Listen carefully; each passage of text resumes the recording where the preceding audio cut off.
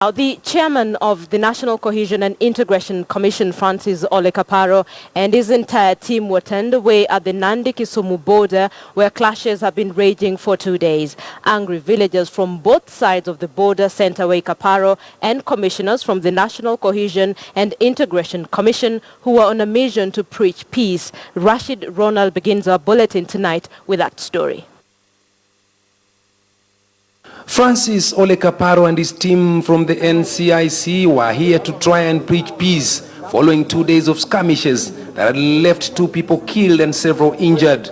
But alas, they encountered a hostile reception at Songor Shopping Center, which is at the border between Nandi and Kisumu counties. You want me to feel? No, that noise doesn't help you. It can help me. Don't say that. Don't say that. Members of the Luo community, led by MPs Fred Outa of Nyando and Onyango Koyo of Muhoroni, did not want to hear anything from them. Kaparo had no option but to leave. What's your comment about what has happened, the reception that your commission has gotten here? Is it my commission or the government? The government then. Yeah, well, listen, I can understand the anger of people when they have been offended.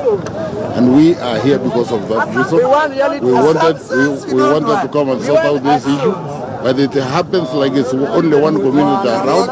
It's difficult to talk to their grief when their late aggressors are not there. We will later learn that they had also encountered a hostile reception at Kopere Shopping Center before coming here.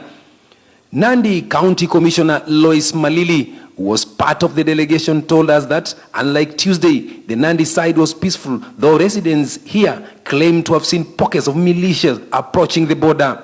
Earlier, we had visited Achego AIC Church, where hundreds of victims of the clashes had camped from Monday. The government of the day, to say and practice what they say, let them interpret the law in the same manner. The same law that Nkaiseri meted out, dispensed at the demonstration, innocent demonstrators, should be done against these hooligans. Red Cross officials donated basic items to the victims.